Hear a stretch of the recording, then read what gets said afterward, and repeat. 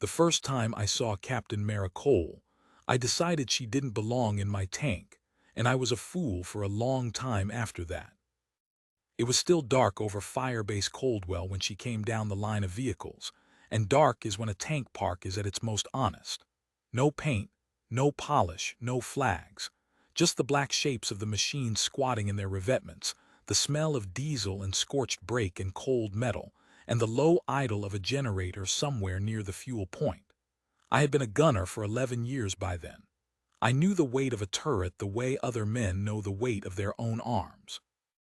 I had buried 2 commanders and trained 4, and I had earned the right, I thought, to look a new one over before I let her ride behind my sight.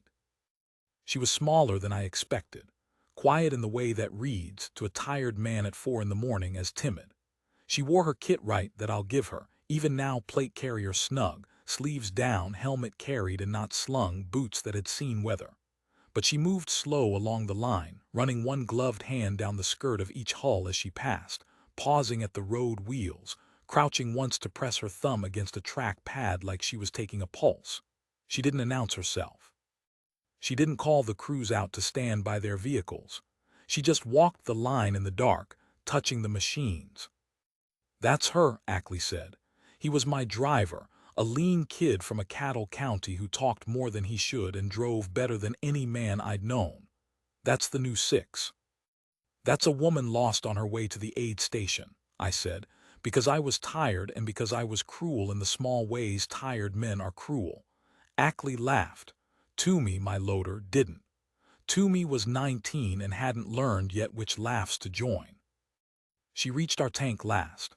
Ours was the troop's lead vehicle, the one the old commander had run before a roadside charge took his legs the month before, and the seat had been empty since. She stood at the front slope and looked up at the barrel, at the mantlet, at the commander's cupola where I'd spent half my life. Then she looked at me, standing on the deck with a rag in my hand, and she said, "Sergeant Rourke." "Ma'am." "How's her bore?" Not "how are you?" Not "good morning, I'm your new commander, let's get acquainted." "How's her bore?" I'll admit that landed. But a man can be impressed by one right question and still decide the rest of a person is wrong, and that's what I did. "Clean," I said. "I keep her clean." "I can see that." She set one boot on the tow hook and pulled herself up onto the slope, unhurried, and stood a moment on the deck beside me, close enough that I could see her eyes were the pale gray of river ice and just as unbothered. She looked down into the open loader's hatch, at the rounds in the ready rack, at the tidy loom of the wiring, at Toomey's paperback jammed behind the radio mount where he thought nobody looked. "Good rack discipline," she said. Then she climbed down, and she went to find the first sergeant, and I stood there on my own deck feeling, for reasons I couldn't name, like I'd been weighed. I decided I didn't care for the feeling, so I did what small men do. I looked for the thing about her I could hold against her, and I found it before the sun was even up. The thing was on her arm. It came out in the mess, an hour later, over powdered eggs and coffee strong enough to strip a barrel. The mess at Coldwell was a long tent with plywood tables and a heater that never reached the far end, and by first light it was full of crewmen and the low grind of men complaining, which is the truest sound an army makes. Cole came through the line with her tray like anyone else, took the same eggs, sat at the end of a table with a folder she didn't open, and ate without talking to a soul. And because she'd rolled her sleeves against the heater's one patch of warmth, you could see it, a tattoo on the inside of her left forearm, faded to a smear, the ink gone soft and blue-gray the way old ink goes when the years have crawled over it. You couldn't read it. It might have been a bird. It might have been a wheel. It might have been nothing. First Sergeant Cade saw it first, and Cade was a man who'd never had a thought he didn't share. He was big and loud and good at the parts of soldiering that happen where it's safe, and he'd wanted the troop command slot filled by a man he drank with, and he was sour it hadn't been. "That a tattoo, ma'am," he said, loud enough for the tables around. "Didn't figure you for ink." Cole looked at her own arm like she'd forgotten it was there. "It is," she said. "What's it of? Can't make it out." Cade grinned around at the crews, gathering them the way a man like that always can. Looks like something you got on leave and regretted. A few men laughed. I was one of them. I want to be honest about that, because this whole thing is a confession, and a confession that leaves out the confessor's part is just a story. I laughed. It was easy to laugh. She was small and quiet and new, and she had a faded blur on her arm, and the loudest man in the room had decided she was a joke, and it is the easiest thing in the world to fall in behind the loudest man. She didn't laugh. She didn't flush or bristle or fire back. She rolled her sleeve back down over the mark slow, and she said, something like that, and she went back to her eggs. Cade wasn't done. Men like Cade are never done while there's an audience. He came down the tent as she stood to clear her tray, and he came a half step too close, the way a bigger person crowds a smaller one to make a point that isn't words, and when she turned he didn't give ground, so she had to step around him. And as she did he put his shoulder into it, not a blow, nothing you could write up. Just a shove, the kind that's deniable, the kind that says you're furniture, you're nothing, move for me. Her tray tipped, the cup went, coffee ran across the plywood and dripped off the edge. The tent got quiet the way tents do, when everyone's decided to watch, and nobody's decided to help. Cole looked at the spilled cup. Then she looked at Cade, and there was nothing in her face, no anger, no fear, no plea. Just those gray eyes level, taking his measure the way she'd run her hand down the hull of every tank in the dark. It was the same look. I understand that now. She read men the way she read machines, quietly, completely, filing what she found for later. First Sergeant, she said, and her voice was low and even. Get a rag. That was all, get a rag. No rank pulled, no scene made, no threat. But something in the flatness of it, the total absence of heat, made Cade's grin slip for half a second before he laughed it off and told a private to clean it and walked out with his chest up. He thought he'd won. Half the tent thought he'd won. I thought he'd won. I know now that she'd simply finished reading him and found nothing worth spending herself on. And I know now that a woman who has held a burning defile with 2 rounds left does not feel her pride bruised by a fool in a mess tent. But I didn't know it then. Then, I only knew that the new commander had let Cade shove her and mop up her own coffee, and I climbed back up onto my tank that morning certain I was riding behind a woman who'd fold the first time the ground got hard. I have been wrong about many things in my life. I have never been wrong about anything that mattered more. The orders came down the next night, and they came down ugly. We got them in the operations tent, crammed shoulder to shoulder, the map board lit, and a major from the task force staff running the brief with a pointer and a voice that had been up too long. The short version was this. A mechanized infantry company, better than 200 men, had pushed too far up the Sarn Valley chasing a withdrawal that turned out to be bait, and now they were pinned in the town of Havoc with their backs to the Myark, and a bridge behind them the enemy had already dropped. The only ground route in ran through the Dalan Gap, a defile where the valley pinched to a throat of maybe 400 meters between 2 shoulders of rock, and the enemy had moved into the high ground on both sides of that throat with recoilless guns, with dug-in machine crews, with everything you'd want if your whole plan was to turn a road into a killing floor. Air was weathered out. The relief had to go by ground, through the gap, and it had to go now, because the pinned company had 1 night of ammunition and no more. The major laid it out, and then he said the part that made the tent go still. Armor leads. Captain Cole's troop takes the gap and holds the shoulders long enough to pass the relief force through to Havoc. I watched the men around me do the math. 4 tanks, 1 narrow throat with fire coming down from both sides, guns that could open a hull like a can if they caught you broadside in the pinch. It was the kind of task you give armor because there's nothing else left to give it, and every crewman in that tent knew it. And I watched Cade, standing near the front, shake his head slow, and I watched 2 of the other tank commanders trade a look, and I felt the thing that goes through soldiers when they've quietly decided their leader is going to get them killed. Then Cole stepped up to the map. She didn't take the pointer. She stood close to the board and she looked at the gap for a long moment, and when she spoke, she didn't raise her voice. So the tent had to go quiet to hear her. And there is a kind of authority in making a room lean toward you instead of shoving your voice at it that I hadn't understood until that night. "The gap's a throat," she said. "Everybody's looking at the throat. Don't." She set two fingers on the map, not in the pinch, but on the eastern shoulder above it where the contour lines bunched into a steep fold. "Their guns on the east shoulder can only depress so far. There's a shelf here, dead ground, where the road runs under their muzzles and they can't reach it if you're tight to the wall.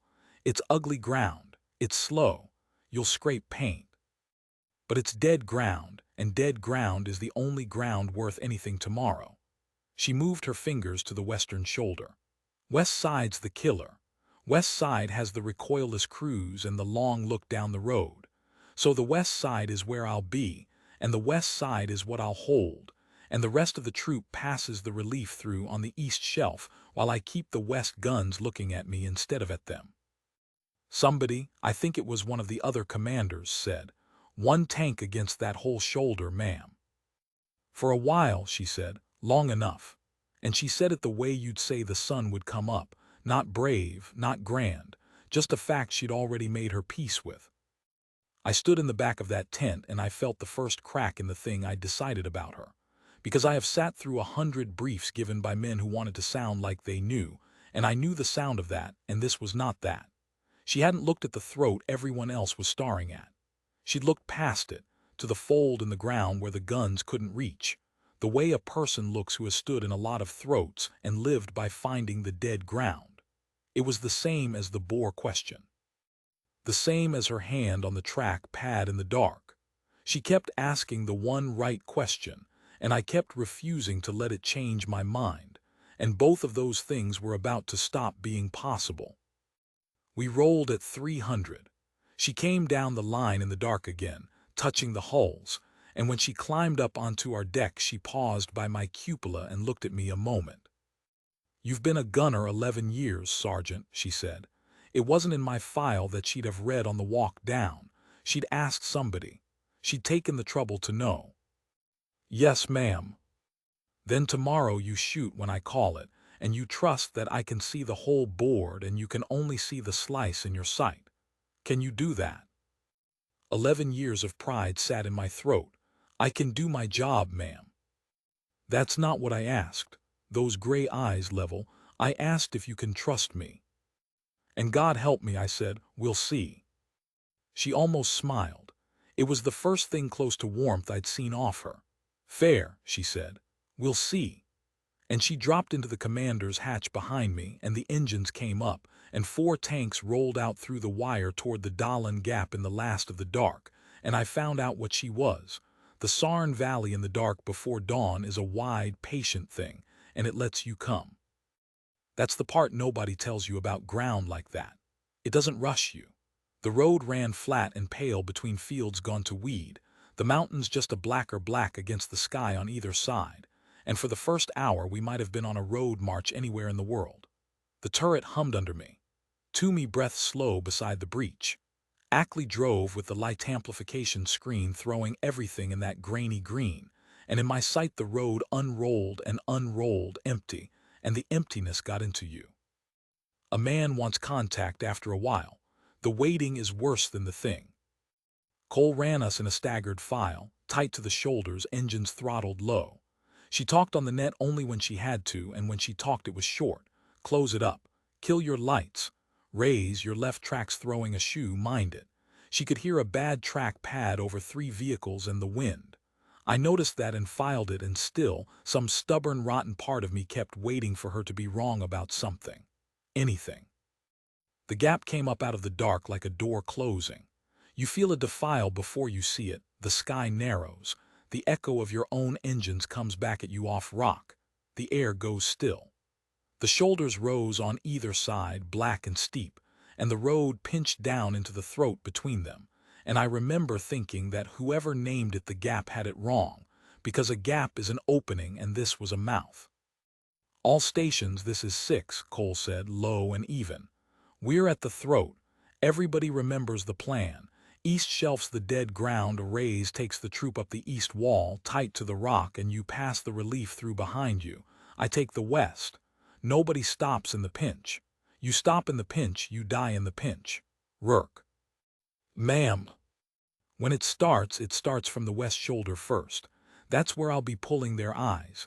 You'll want to shoot at the muzzle flashes on the high ground. Don't. You shoot where I call, because I'll be reading the whole shoulder and you'll only see the flash that's already spent. Understood? Understood. And I meant it a little more than I had the night before, though I couldn't have said why. We were 40 meters into the throat when the world came apart. It didn't start on the west shoulder. It started everywhere. A recoilless gun on the high east rock, the one that couldn't possibly reach the shelf if you were tight to the wall, and wasn't trying to reach the shelf, was reaching for the road where the fourth tank in our file had drifted a half-meter wide of the rock, and the round took that tank low on the hull side, and the whole machine lifted and slammed and stopped, and a gout of flame came up out of its hatches like a struck match, and that was Sergeant Voss and his crew, 4 men I'd played cards with. Gone between one breath and the next. Then the shoulders lit up, both of them. Machine guns raking down, the tracer coming in flat and fast and bouncing off the road and off our hulls in long orange skips, and the recoilless crews on the west shoulder, the killers, exactly where she'd said they'd be, opening up down the length of the road with the whole valley in their view. The net went to chaos. Somebody screaming, somebody calling contact, contact, contact like it wasn't obvious, Toomey flinching hard against the breech beside me and then catching himself, jaw set, hands finding the rounds. And through it low and even, cutting the chaos the way a keel cuts water. 6 is going west. Rays, take the troop up the east shelf now. Hug the wall, do not stop, pass the relief through.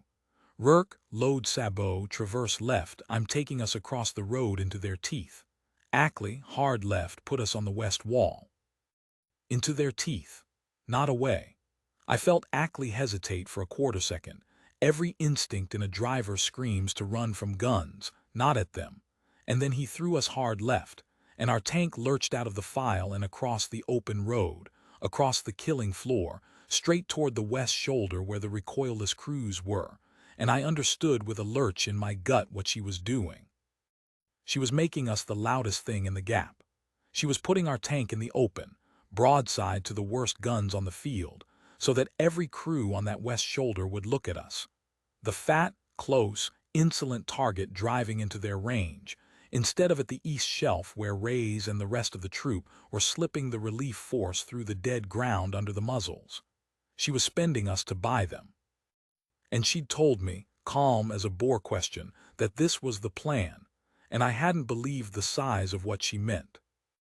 Gunner, sabot, recoilless, west shoulder, upper shelf, she said, and now her voice had changed, not louder but faster, a metronome, the fire command stripped to bone.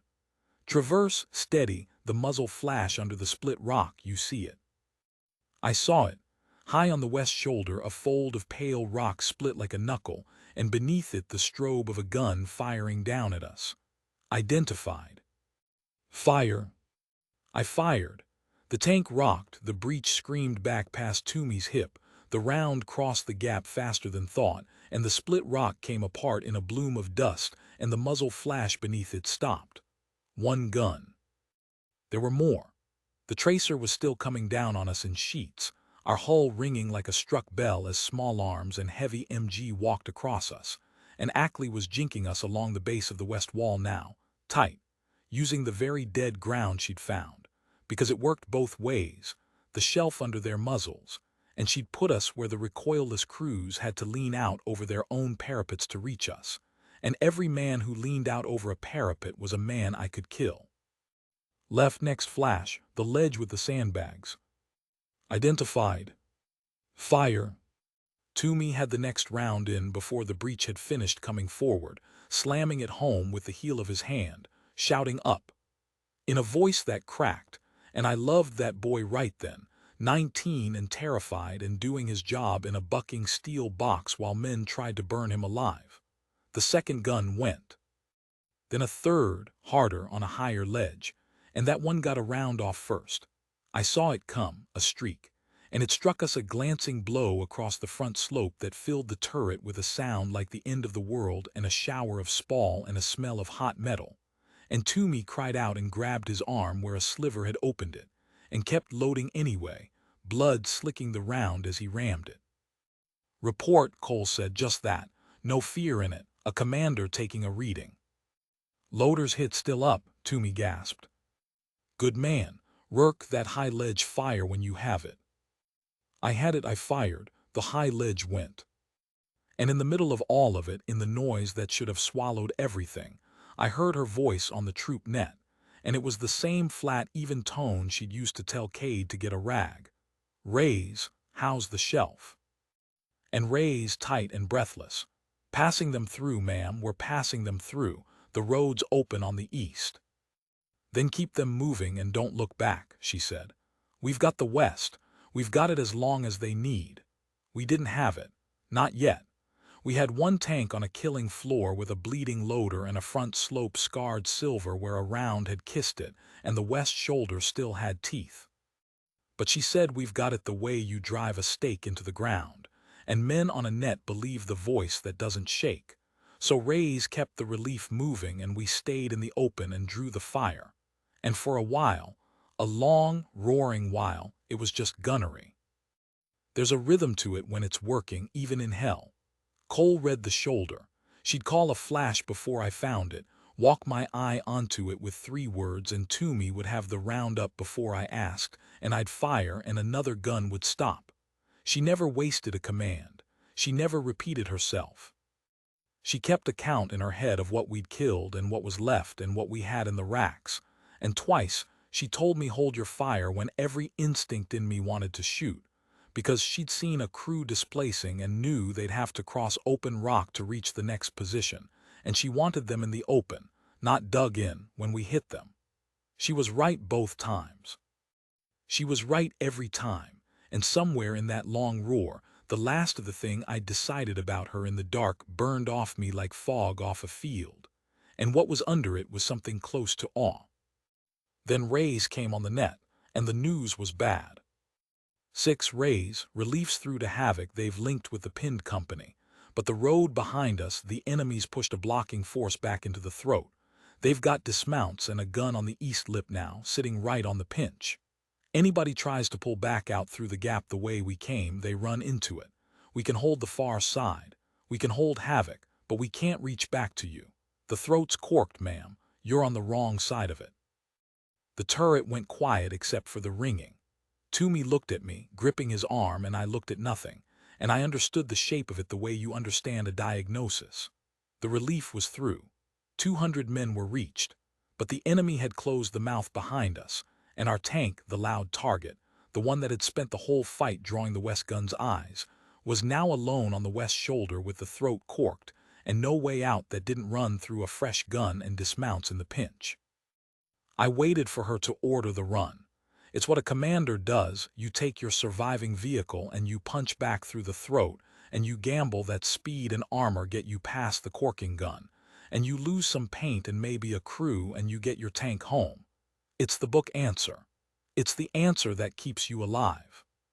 She didn't give it. "Rays," she said, "are they still pinned in Havoc, or can they move?" "They can move now, ma'am. They've got ammo, they've got the corridor, but the enemy's regrouping on the heights above the town. If those west shoulder guns get free, the ones you're holding, they'll displace down and range Havoc and the whole company inside an hour. 200 men in the open with guns on the high ground." And there it was. The whole thing laid bare in one sentence, and I watched her take it in the green light of the sight glow, her face turned 3/4 from me, calm. Because here was the trap under the trap. If we ran the throat now, we might get out, but the moment we stopped holding the west shoulder, those recoilless crews would peel off the fight, displace down the ridgeline, and set up over Havoc, and the 200 men we just saved would die in the streets with nothing between them and the guns. The only thing keeping the west shoulder guns fixed in place, leaning out over their parapets, spending themselves on a single insolent tank, was us. We were the cork in the other bottle, The moment we left, the men we saved were dead. To get our tank out, we'd have to give the 200 back. She keyed the net, and her voice was exactly the same as it had been in the mess tent telling Cade to get a rag flat, even entirely without heat, a person statting what the ground required. "We're not running the throat," she said. "If we pull off this shoulder, those guns are over havoc in 20 minutes and everybody we just bought dies in the street. So we don't pull off. We hold the west shoulder. We keep every gun on this ridge looking at us. We hold until the company's clear of havoc and out of range, and then we find our own way home." Silence on the net. Then Ray's quiet, "Ma'am, that could be hours. You've got one tank." "I know what I've got, Sergeant." A pause, and then something almost gentle came into it, which was worse than anything because it meant she'd already done the arithmetic and made her peace. "Get your company moving and get them out from under these guns. That's the job. Ours is up here. 6 out." She let go of the net. For a moment nobody in the turret spoke. Toomey's breathing was ragged. Ackley's hands were white on the sticks. And I, 11 years a gunner, a man who'd looked at this small, quiet woman in the dark and decided she'd fold. I sat behind my sight with my throat closed and understood that I was in the presence of the thing every soldier claims to honor and almost none of us ever actually meet. Someone who had, without drama, without a single raised word, decided to spend herself completely so that men who would never know her name could live. "Ma'am," I said, my voice didn't sound like mine. "The men on that east lip, the corking gun, if we're staying, sooner or later they come up this shoulder behind us." "Yes," she said, "they will. That's why we don't hold from here." And I heard her shift in the cupola, heard her studying the ground the way she'd studied the track pad, the map, the bore. "Ackley, there's a shoulder fold above us north where the rock steps up. Dead ground to the east lip and a clean look down the whole west ridgeline. It's a bad climb. Do it anyway. We're going to move up there and we're going to make this ridge think there's a company of us." "A company, ma'am," Ackley said. "There's one of us." "Then we'll have to be loud," she said, and I swear there was the ghost of dry humor in it. "And we'll have to move a lot and we'll have to make every round matter. Sergeant Rourke." "Ma'am." "How many in the racks?" I counted. I already knew, but I counted again because she'd taught me in one night to count twice. 19 main gun, ma'am, and the cokes." 19. A pause while she folded that into whatever calculus was running behind those gray eyes. "Then we don't miss 19 times. We hold this shoulder on 19 rounds and a machine gun and whatever ground I can find. You still want to know if you can trust me, Sergeant?" "No, ma'am," I said, and I meant it all the way to the floor of me. "I don't." What came next were the longest hours of my life, and I have gone over them so many times since that they have worn smooth in my memory like stones in a river. And I still cannot tell you where she found half of what she did. Ackley got us up the fold. It was a bad climb, the track clawing at loose rock, the whole hull canting until I thought we'd throw a shoe or roll. Cole in the cupola calling the line meter by meter. Left a hand, hold, now climb, now hold, and then we crested into the shoulder fold she'd seen from below, and I understood the gift of it. We sat in a wrinkle of dead ground where the east lip's corking gun couldn't touch us, and out the front we had the whole west ridgeline laid open like a butcher's diagram, every enemy position on it in a long descending line, and they were all still oriented down at the throat, at the road, at where we used to be. "Now," she said, "we teach them to be afraid of one tank." And she did. I have no better word for it than a lesson because that's what it was, patient, methodical, delivered. She didn't let me fire fast. Fast is what a frightened crew does, and fast empties your racks and tells the enemy exactly where you are. She made us slow. She'd pick one position, a recoilless crew displacing along the ridge, a machine nest, a knot of dismounts moving up, and she'd walk my eye onto it, and we'd fire one round one and kill it, and then she'd have Ackley move us. Every single time. Fire and move. We'd back off the fold, run 20 meters along the reverse slope, come up in a different notch, and put one more round down from a place they hadn't marked. From the ridgeline it must have looked like fire coming from 3 or 4 positions, a whole troop working the shoulder, and their return fire went to where we'd been, always to where we'd been, chewing empty rock while we killed them from somewhere new. Ration it, she said, over and over low when I wanted to shoot at a target that wasn't worth a round. 19. We don't spend a round on anything that isn't spending itself on havoc. Let the ones that don't matter live. Kill the ones that do. She was reading the whole ridge as a single moving thing, which crews were trying to break contact and displace toward the town, which were just fixed and firing blind. And she only spent us on the ones displacing toward havoc, the ones that threatened the 200. The rest she let sit and rage at empty ground. It was the most disciplined violence I have ever been part of. There was no anger in it anywhere, just arithmetic and patience and an absolute refusal to waste a single thing. Toomey's arm had stopped bleeding freely. He'd cinched a field dressing on it one-handed between loads and never said a word of complaint, and every time I called around he had it up and slammed home and croaked up. And I'd have followed that boy anywhere by then. Ackley drove like the hull was part of his body, reading her line calls before she finished them, finding notches in the fold I couldn't have seen with the sight. We became, in those hours, the thing she'd said we'd have to be, loud, and everywhere, and impossible to pin. 3 men and a scarred tank pretending to be a company, and by pretending hard enough becoming one. The enemy tried to come up the fold at us twice. The first time, a squad of dismounts crawled up the north face thinking they'd flank the crazy tank that kept moving, and Cole had seen the approach before I had already told Ackley to sidle us where the Cokes could rake the only path up, and I cut them down on the rock at 80 meters with the machine gun, while she watched the rest of the ridge so nothing crept up while my eye was low. The second time they brought a gun up on a truck to the east lip to blow us off the fold from behind, and she felt it coming. I don't know how, some change in the pattern of fire, some instinct filed from 100 fights I'd never know about, and had us displaced and killing the truck before it had even unhooked the gun. 1 round. Move. Always the 1 round, always the move. And the count came down. 19, 15, 11. I called each one to her as we spent it, and each time she said only copy and folded it into the running sum in her head. 8, 6. The sun had come up somewhere in there and I hadn't noticed. The valley had gone from green sight glow to a hard, dusty gold, and I could see the town of Havoc now far down the valley, small and pale, and I could see the tiny specks of the relieved company moving out of it along the low road, moving south, moving out from under the guns.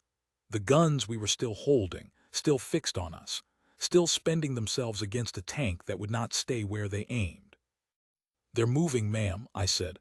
"Havoc, the company, they're clearing out." I see them. 2 words, and under the flatness of them, for just a second, I heard the whole weight of what she was carrying, and then it was gone and she was a commander again. Not clear yet. They're still in range of the 2 guns on the far ledge. Rourke, the far ledge, the 2 recoilless under the overhang. Those are the ones that reach Havoc. Those are the only 2 rounds left that matter. I looked. 4 rounds in the rack. 2 guns on the far ledge, dug deep under an overhang of rock, the hardest target on the whole ridge. You'd have to thread a round in under the lip at an angle that gave you a target the size of a door, and if you missed, you told them exactly where you were with nothing to follow up. "That's a hard shot, ma'am," I said, honest, not refusing, just honest the way she'd taught me to be in one night. "Under the overhang, maybe a door's width." "I know it is," she said. "That's why I need you to make it and not me, because you've been a gunner 11 years and there's nobody in this valley I'd rather have on that ledge. Ackley, put us on the spur, the flat rock at 2 o'clock, give him a stable platform and hold us dead still. Sergeant Rourke's going to take his time." A pause. "Take your time, Dell." She'd never used my first name. Nobody in a turret does in a fight. She used it now, quiet, and it steadied me more than any order could have, and Ackley put us on the flat spur and held us dead still, and the whole ridge seemed to go quiet in my ears, and I laid the sight under that overhang and I took my time. I want to tell it the way it happened, which is slower than you'd think. In stories the shot is instant. It isn't. It's a held breath and a heartbeat you can feel in your fingertips, and the crosshair drifting a hair with the idle of the engine, and you waiting, for the sight to settle exactly where it must. Steady, Cole said, barely a breath. You have it. Wins nothing in the pinch. Hold your low corner under the lip. I held my low corner under the lip. The overhang cut the target to a slot of shadow, and the two gun barrels sat back in it like teeth in a mouth. And I put the crosshair on the base of the nearer one where the crew would be. And I let half my breath go, and between one heartbeat and the next, in the small still pool at the bottom of a gunner's breath where 11 years of this had taught me to live, I fired. The tank rocked, the round crossed the valley, and the overhang came apart. I'd threaded it. The round went in under the lip and struck the rock face just behind the nearer gun, and the whole dug-in position bloomed outward in a slab of dust and stone, and the overhang that had protected them dropped its own weight down onto the second gun, and both crews and both recoilless guns, the only two on the whole ridge that could still reach the men walking out of havoc, went out of the war together in one long grinding collapse of rock. For a moment there was almost silence, the kind that rings. "Both guns down," I said, and my voice cracked on it.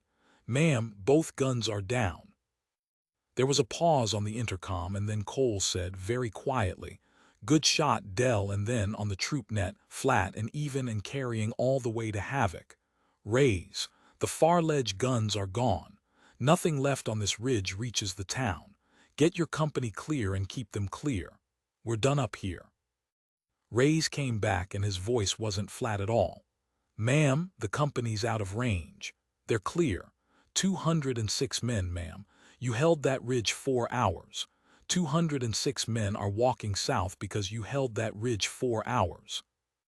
4 hours. I looked at the sun and didn't believe it, and believed it completely. Toomey had slid down against the breach, gray-faced, cradling his arm, and Ackley had his forehead down on the sticks, and I sat behind my sight with the ridge gone quiet in front of me and 2 rounds left in the rack, and I could not have spoken to save my life. But we were still on the wrong side of the throat, and the enemy, robbed of havoc, pulled itself together for the thing they should have done an hour before. They turned everything they had left toward the mad tank on the fold and came to finish it. Fire picked up again along the ridge, converging now. All of it hunting us, and the corking gun on the east lip finally got itself sorted and started dropping rounds into the fold behind us, and Cole read all of it in about 4 seconds and made the last call of the fight. "They've got no reason to look anywhere but us now," she said, "so we don't stay to be looked at. Ackley, the north draw, the goat track off the back of the fold, the one that dismounts, came up. It drops into the stream bed below the throat, past the corking gun, out of its arc. It's a worse climb going down than it was coming up, and if you put us over the edge we all die, so don't. Take us down it. We're going home the back way, and we're going now, while every gun on this ridge is still aimed at where we've been." It was the same trick. The last time, the biggest time, leave while they're all shooting at your ghost. Ackley took us off the back of the fold and down the goat track, the hull pitching so steep I was thrown against my sight, rocks screaming down the skirts, the whole tank walking down a slope no tank has any business on, Cole calling the line hand by hand, hold, left, hold, now hold, and the fire chewed the empty fold above us where we'd been, exactly as she'd known it would, and we came down into the dry stream bed below the throat behind the corking gun's arc, out of its reach, into the low ground. And Ackley put the throttle down, and we ran south along the stream bed under the shoulder of the mountain, while the whole ridge behind us went on firing at a tank that was no longer there. We came out of the low ground 2 miles south, onto the road the relieved company had walked, and there was no one shooting at us anymore, and it was over. Nobody spoke for a long time. The engine droned. The valley opened out flat and gold and ordinary as if none of it had happened. Toomey started very quietly to cry, not from fear, I think, but from the far side of it, the way the body sometimes settles a bill it's been holding. Ackley reached back without a word and gripped the boy's knee. And Cole, in the cupola behind me, said nothing at all for a mile, and then she keyed the intercom, and all she said was, Toomey. You loaded a gun one-handed and bleeding for 4 hours and you never missed a beat. When we get in, that arm gets seen to first, and then you and I are going to have a conversation about you making sergeant. Understood?" And Toomey laughed and cried at the same time and said, "Yes, ma'am." And that was the first I understood that she'd been keeping count of us, too. Not just the rounds and the guns and the men in havoc, but the 3 of us in the box with her the whole time. We came back into firebase Coldwell a little after noon, one scarred tank where 4 had gone out, and the whole firebase came out to watch us roll in, because word travels faster than tracks and everyone already knew. They knew about Voss and his crew, dead in the throat.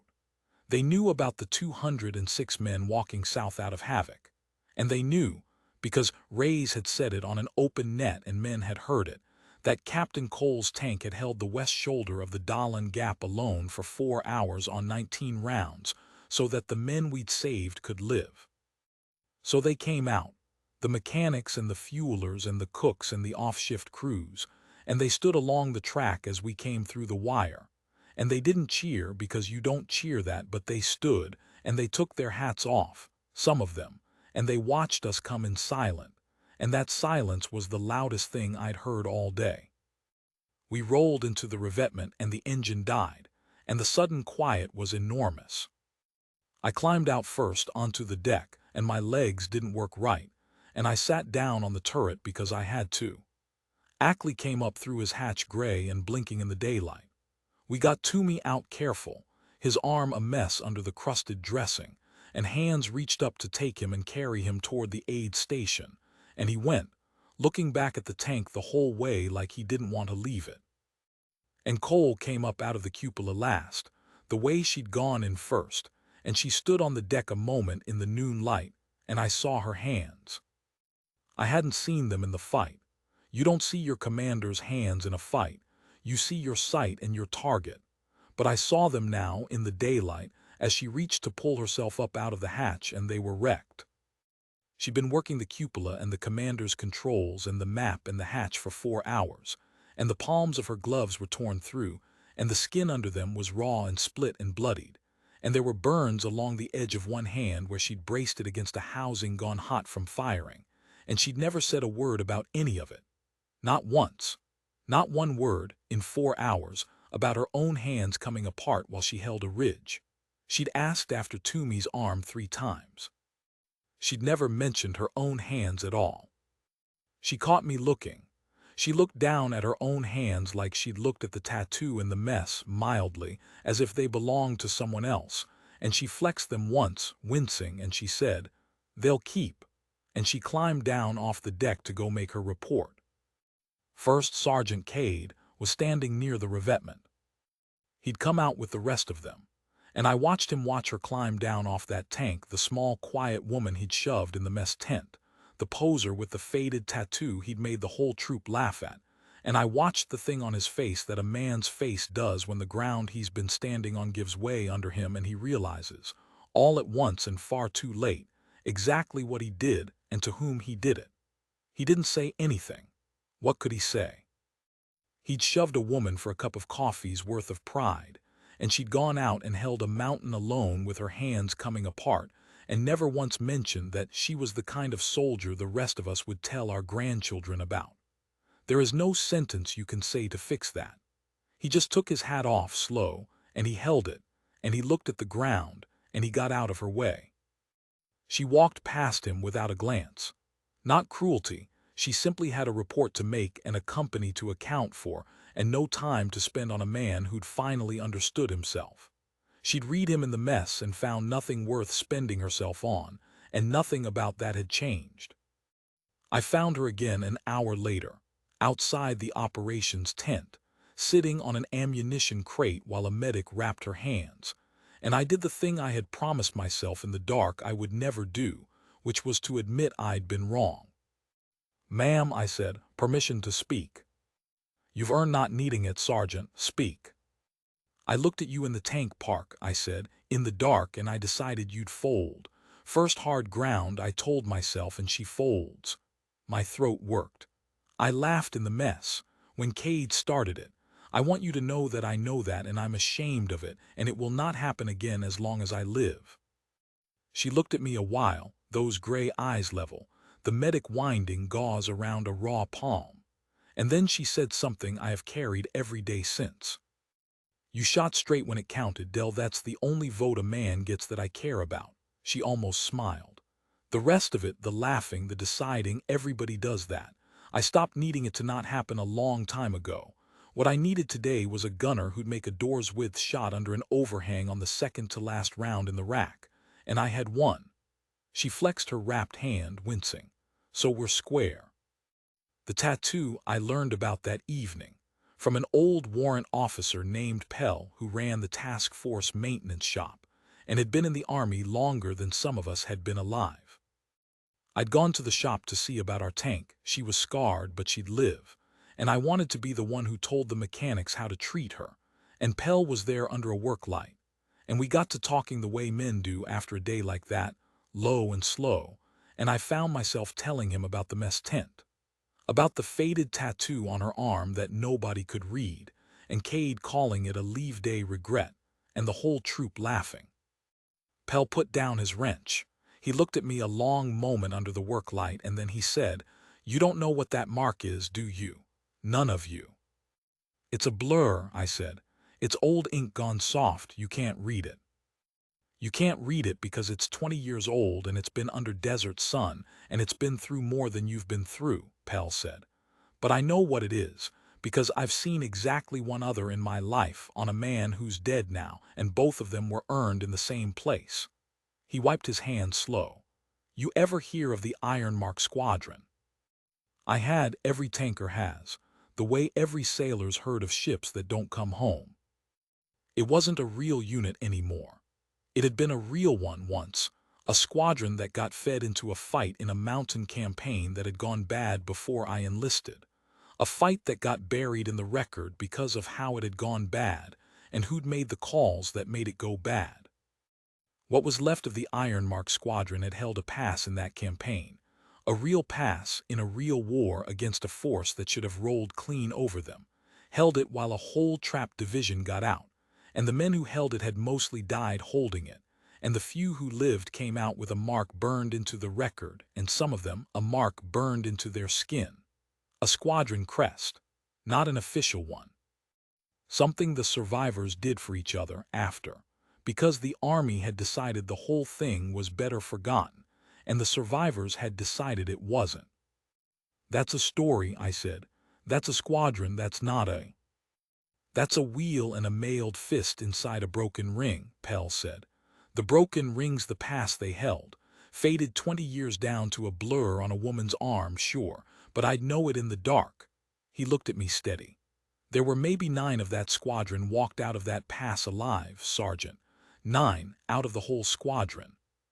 Command buried the action so deep you can't find it in any record a crewman ever sees, because the officers who ordered them into that pass didn't come out looking good, and the ones who died holding it made the survivors look like the only thing worth remembering, and the army would rather remember nothing than remember it that way."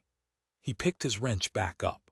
"One of those 9 was a lieutenant, youngest tank commander in the squadron. Held the last stretch of that pass with 2 tanks and then 1 tank, and then, at the end, 1 tank with no main gun rounds left, holding on the cokes and on nerve until the last of the division was through. Got most of her crew out alive doing it. They gave her a call sign after, the survivors did. Not the command. The survivors. I already knew. I think I'd known since the mess tent and just refused it, the way I'd refused everything about her." "Ironmark," Pell said. "They called her Ironmark because she was the last mark the squadron left on that pass, and it held." He looked at me. "You laughed at that tattoo, son." I couldn't answer him. "She spent 20 years since," Pell said, quieter now, "being posted to units full of men who take one look at a small, quiet woman with a blurred-out tattoo and decide she's somebody's paperwork. And every one of those units, sooner or later, hits ground that's too hard for them. And every one of those times she does exactly what she did today. And every one of those times the men who laugh stop laughing. She's not chasing the record straight. She stopped needing the record." The record's buried and she let it stay buried, because the men she held that first pass with are in it, and the officers who threw them away are in it too, and she'd rather carry the mark on her arm than dig up the men she lost to clear her own name. He turned back to the tank. That's what you laughed at in the mess tent, Sergeant. A 20-year-old grave that a handful of dead men gave her permission to wear. You want to feel bad about something, feel bad about that.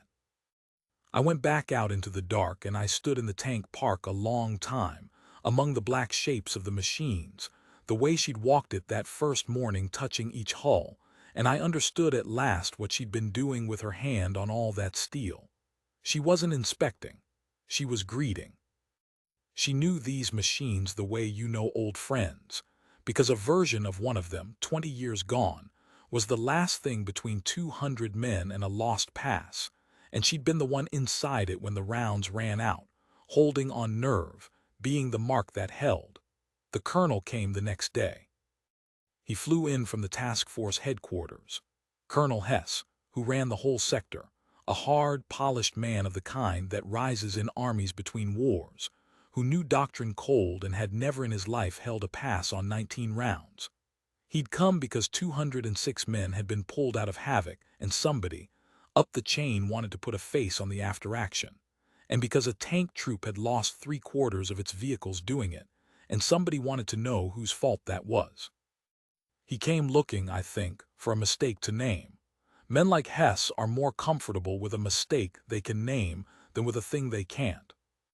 They set up in the command tent, and because I'd been the gunner in her tank I was called in to give my account, and so I was there, standing at the side of the tent, when it happened. Cole made her report standing, her wrapped hands at her sides, in the same flat, even voice she'd used on the net and in the mess. She didn't reach for credit and she didn't dodge the cost. She reported Voss and his crew dead in the throat, and she reported it as her decision to lead through the gap. And when Hess pressed her on the loss of 3 vehicles, pressed her hard, the way a man does when he's already decided the shape of the thing, she didn't flinch and she didn't argue. She said the ground demanded the throat demanded armor lead, and the cost of leading through it was 3 tanks, and the price of not leading through it was 206 men. She laid it out like arithmetic. She never once mentioned that she'd held the west shoulder alone. She never once mentioned her hands. She reported it as if any competent commander would have done exactly what she did, and the losses were hers to carry, and that was that. Hess had her file open on the table in front of him. Her current file, the thin one, the one that follows an officer from posting to posting. And he was building towards something with it, some line about judgment, about acceptable loss ratios, about whether a more cautious commander might have. And then Reyes, who was there too, who had walked 206 men out of havoc and was in no mood, said something Hess wasn't ready for. "Sir," Reyes said, "with respect, ask her about the Dahlan Gap." "We are discussing the Dahlan Gap, Sergeant." "No, sir. You're discussing 3 lost tanks." Reyes was quiet, but there was steel under it. "Ask her how one tank held the west shoulder 4 hours on 19 rounds so my company could walk out. Ask her call sign, sir. Ask the maintenance warrant what the tattoo on her arm is. It's not in that file. The thing you need to know about this officer is not in the file you're holding, sir, because they buried it 20 years ago." Hess stopped. He looked at Reyes and then he looked at Cole, and something in her stillness, the total absence of any plea to be believed, the way she just stood there and let it be said and didn't add to it, made him do the thing he should have done before he ever opened his mouth. He picked up the tent's field terminal, and he had his staff pull the deep record. The buried one.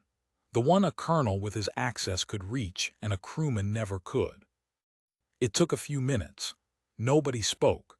Cole stood at attention with her wrecked hands at her sides and looked at the middle distance and waited, calm, the way she'd waited behind a sight for a target to settle. I watched Hess's face while he read it. I watched a hard, polished man read the buried record of a mountain campaign 20 years gone. The pass, the trap division, the squadron fed in to hold, the officers whose orders had thrown them away, and at the end of it, the lieutenant who held the last stretch with 1 tank and no main gun rounds left, holding on the coax and on nerve until the last of the division was through, and brought most of her crew out alive, and came out of it with a burned mark and a call sign her surviving brothers gave her, because she was the last mark the squadron left and it held. I watched him read what it had cost her, and what she'd chosen to carry silently for 20 years rather than dig up the dead to clear her own name. I watched him get to the call sign. And I watched Colonel Hess, who had flown in to name a mistake, go completely, entirely silent. He set the terminal down slow. He looked at the thin current file he'd been building his case out of, and then he looked at the woman standing in front of him with her hands coming apart, and he didn't have anything. All the doctrine, all the loss ratio arithmetic, all the comfortable questions a man asks when he's decided in advance who's at fault, none of it survived contact with the record on that terminal. He'd been about to lecture Ironmark on acceptable losses. He'd been about to explain the holding of a pass to the woman who'd held the pass they buried. For a long moment he couldn't speak at all. When he finally did, his voice had changed, the polish gone out of it, something rougher and more honest underneath. "Captain Cole," he said, "this file, the current one, it doesn't have any of this in it." "No, sir," she said, "it doesn't. You could have shown me this. Yesterday, this morning, any commander in the sector would have." He stopped. "You let me sit here and question your judgment on 3 tanks. You had this the whole time and you let me." "The men who'd make that record clear my name are in it, sir," she said, and it was the only time in 2 days I heard anything at all move under the flatness of her voice. "And so are the men who put them there. I'd rather answer for 3 tanks I can account for than pull all of that back up into the light to save myself an uncomfortable hour. My judgment on the gap stands on its own, or it doesn't. It doesn't need the past to hold it up." And Colonel Hess, the hard man who'd flown in to find fault, stood up behind the table. He stood up straight, slowly, and he did not say another word about loss ratios, and he did not finish his lecture, and he looked at Captain Maricole for a long moment across that plywood table in the tent light. And then he closed the thin file and he pushed it aside, and he was silent the way a man is silent when he has understood, all at once and much too late, exactly whose judgment he presumed to question. They didn't give her a medal for the Dahlan Gap. Not a real one, not the kind the deed was worth. The action was too tangled, the losses too public, the chain too nervous about a woman commander holding a pass alone while a colonel's arithmetic looked small beside it. They gave her a line in an after-action report and a commendation the size of a thank-you note, and she took it the way she took everything, mildly, as if it belonged to someone else, and she signed for a replacement tank and 3 replacement crewmen and went back to work. I stayed her gunner. I'd have followed her off the edge of the earth by then, and she knew it, and she never once made me say so, which was its own kind of mercy. She never mentioned the tattoo again, and neither did I, and neither did anyone in that troop, because word had gone through Coldwell the way word does, and the men who'd laughed in the mess tent were the same men who now went quiet and stood a little straighter when she walked the line in the dark touching the hulls. Cade put in for a transfer inside the week. Nobody was sorry to see the back of him. He'd shoved a woman for a cup of coffee's worth of pride, and then he'd had to stand in the noon light and watch her climb down off a tank with her hands coming apart, and I don't think Coldwell was a place he could stand to be after that. Some men, when the ground gives way under them, learn to stand on the new ground. Some men just leave. He left. Toomey made sergeant. She saw to it, the way she'd said she would, in the tent that first day with his arm still bleeding.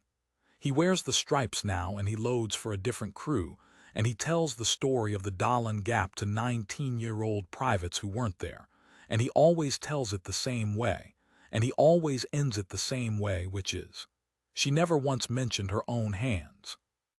I think about that a great deal now, at the far end of a long career, with a lot of dark tank parks behind me. I think about how I stood on my own deck that first morning and decided a small, quiet woman with a blurred tattoo was somebody's paperwork, and how easy it was to decide it, and how easy it was to laugh in the mess when a loud man decided it too.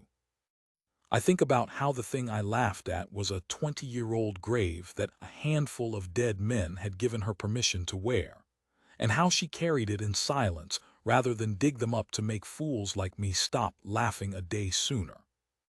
I think about what that costs a person, to be underestimated in every posting, over and over for 20 years, and to answer it every single time not with rage, not with the record she could have thrown down on any table to shut us all up, but with the plain fact of the work, the hand on the hull in the dark, the right question about the bore, the door's width shot under the overhang, the ridge held alone on 19 rounds and nerve. I have known brave men. I have known men who died bravely and men who killed bravely and men who talked a great deal about both. I have known exactly one soldier who was so completely certain of what she was that she never needed anyone else to be certain of it, and who spent that certainty, again and again, buying the lives of men who laughed at her the morning they met her. They call her Ironmark. The survivors of a buried past gave her that name because she was the last mark the squadron left on the ground and it held. I used to think it meant the tattoo, the faded crest on her arm that I was fool enough to laugh at. It doesn't. I understand it now the way old Pell understood it under his work light. The mark isn't the ink. The mark is what she leaves on the ground, and on the men who hold it beside her, and on the fools who laughed and lived to be ashamed of it. I was one of those fools. I laughed at the mark on her arm. I have spent every day since trying to be worth standing behind it.